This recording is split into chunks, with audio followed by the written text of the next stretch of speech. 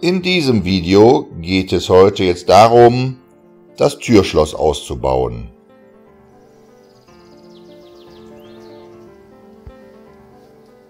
Da sitzt der komplette Schlosskasten.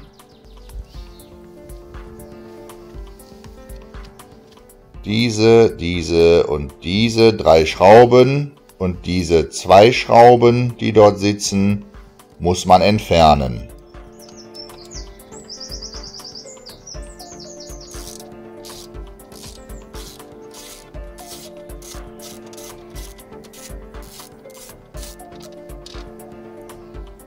So sehen die Schrauben aus. Das sind also 3 die gleichen Schrauben. Die sind auch sehr fest geschraubt.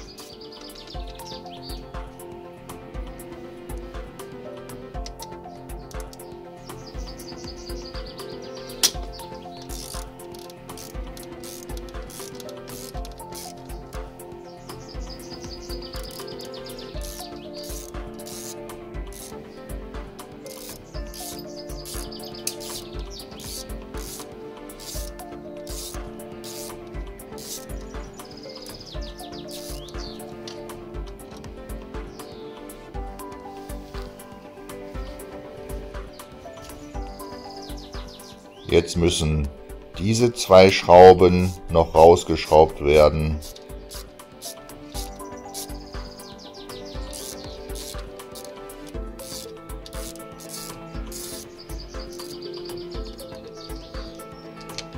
Das sind also 2 andere Schrauben. Das kann man sich gut merken, wenn man das Schloss wieder montieren möchte. Und wenn man nicht mehr genau weiß, welche Schraube wohin gehört.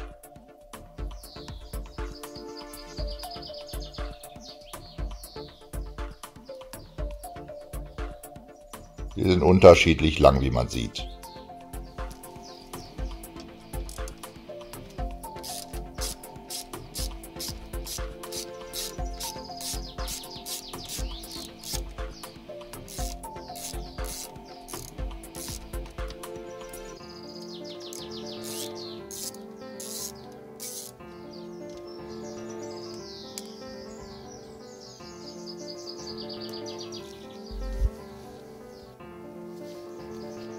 Wenn die 5 Schrauben rausgeschraubt sind, kann man den kompletten Schlosskasten nach oben hin rausnehmen.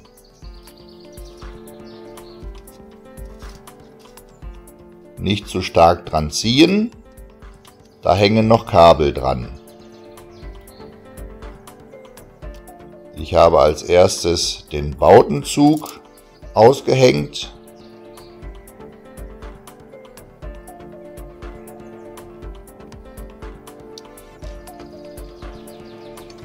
Dann den braunen und den weißen Stecker entfernen. Die sind mit jeweils einer Rastnase befestigt und gesichert.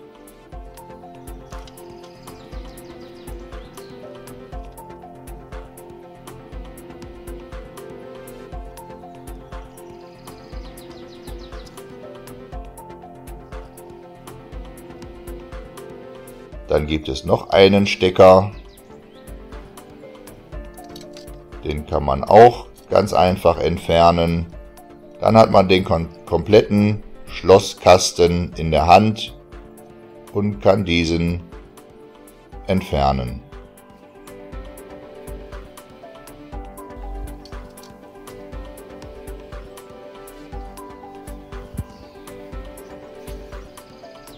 Nun muss man diese 4 Schrauben losschrauben, damit man später die Scheibe entnehmen kann.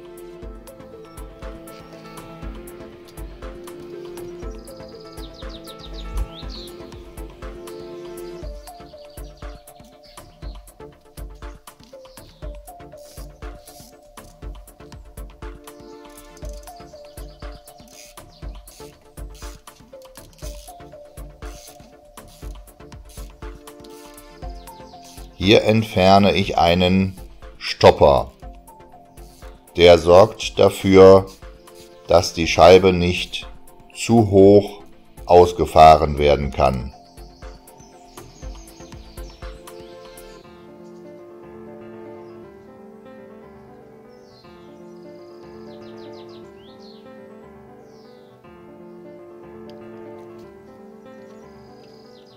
Auf dieser Seite ist ebenfalls noch so ein Stopper.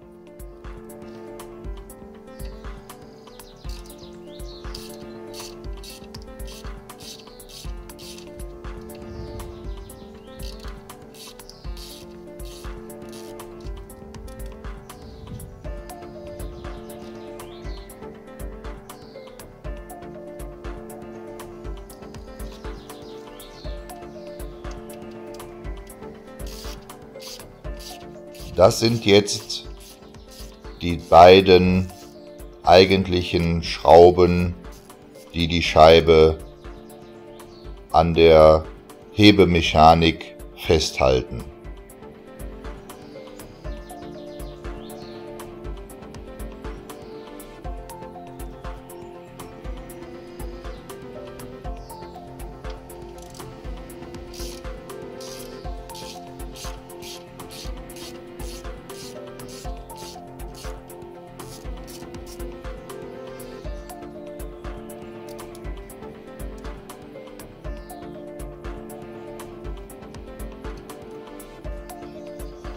Da kann man jetzt noch gar nichts dran bewegen. Die Scheibe wird später ausgebaut.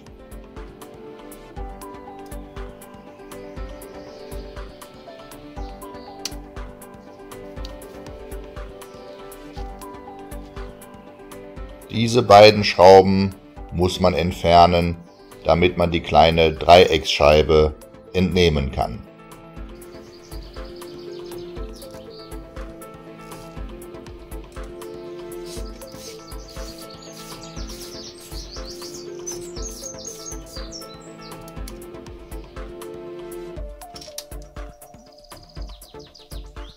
Das ist die erste Schraube.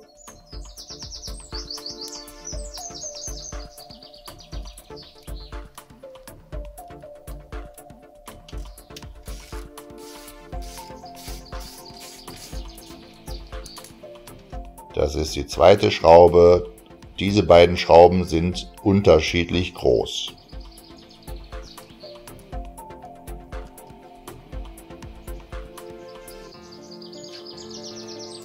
Das ist ein Aluminiumkeil zum Ausrichten dieser Scheibe. Der muss ebenfalls entfernt werden. In der Zwischenzeit habe ich die große Türscheibe hochgefahren, weil man diese Scheibe sonst nicht entnehmen kann.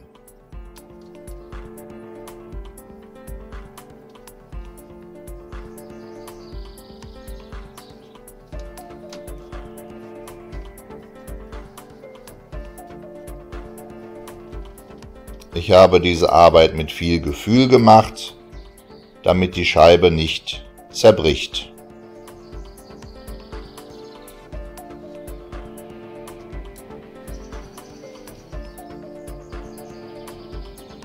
Das sind die 4 Löcher von den Schrauben. Jetzt, wo die große Scheibe raus ist, kann man auch die kleine Dreiecksscheibe herausnehmen. Das hakt etwas, weil da ein Gummipuffer angebracht ist. Dieses.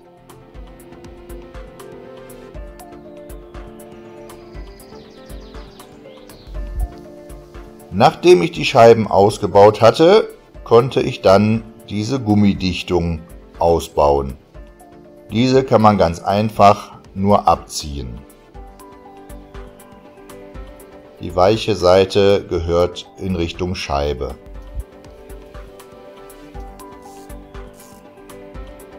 Dann habe ich diese 1, 2, 3, 4, 5, 6, 7 Schrauben rausgeschraubt und diese 2 Schrauben.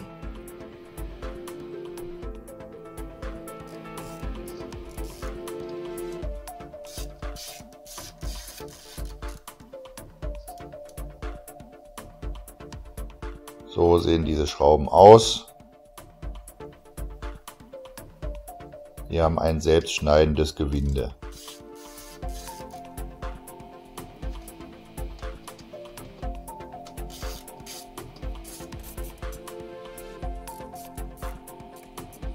Dort ist nur eine Schraube, das andere ist irgendwie nur ein Gummipuffer.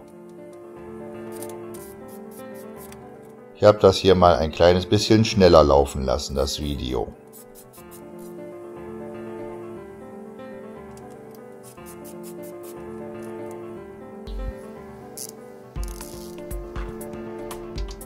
Jetzt noch diese beiden Schrauben gelöst.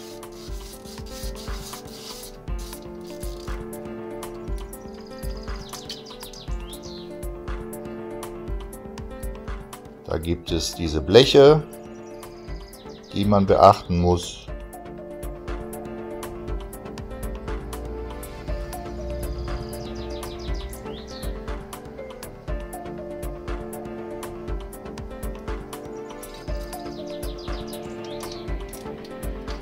Bei der anderen Schraube genau das gleiche. Da ist dann auch so ein Blech zu finden.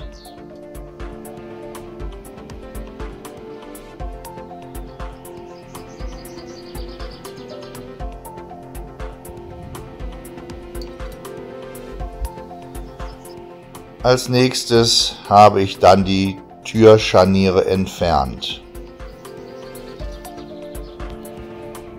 Dazu muss man diese beiden Schrauben jeweils lösen. Es gibt hierbei ein Problem.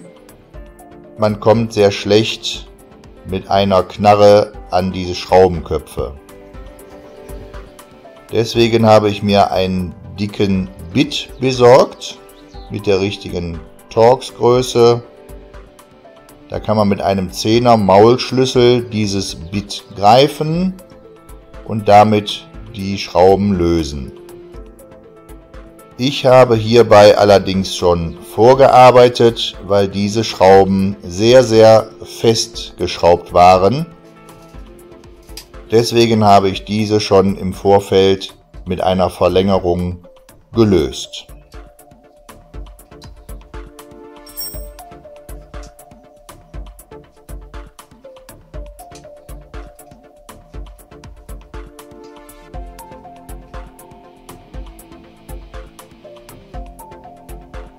So sehen diese Schrauben aus.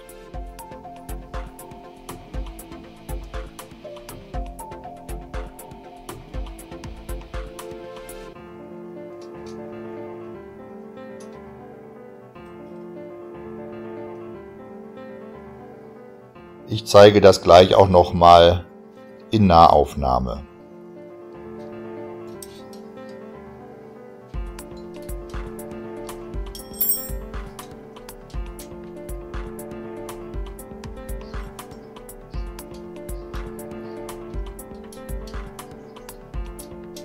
Wer eine leichtere oder bessere Lösung gefunden hat, um diese Schrauben zu lösen, kann das ja bitte mal in die Kommentare schreiben.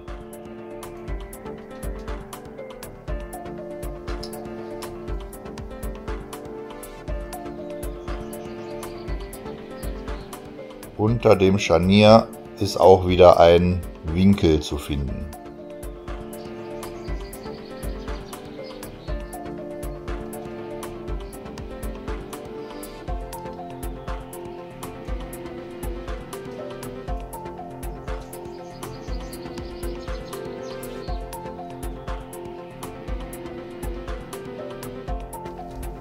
Hier sieht man jetzt das untere Scharnier in Nahaufnahme. Ich habe dieses große Torx-Bit genommen und einen 10er Maulschlüssel.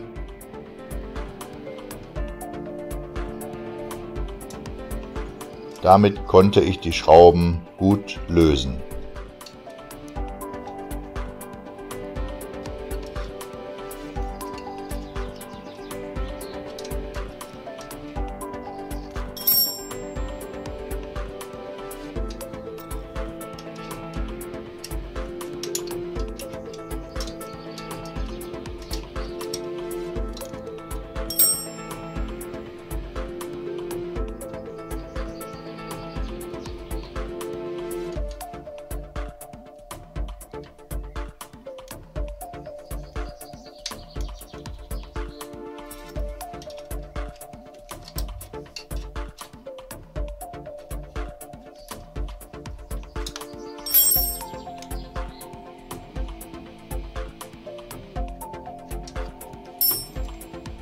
Wie gesagt, dort ist sehr wenig Platz.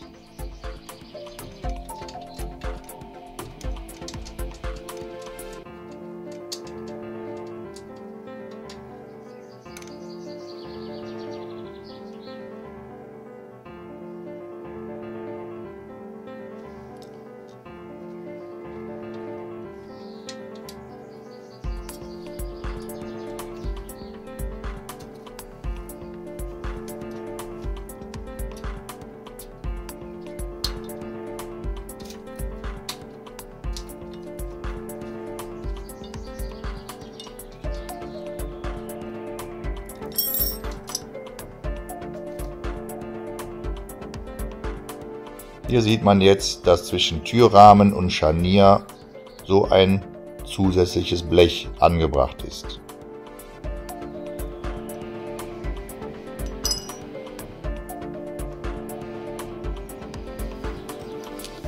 So sieht nun die Tür aus, ohne diese Scharniere.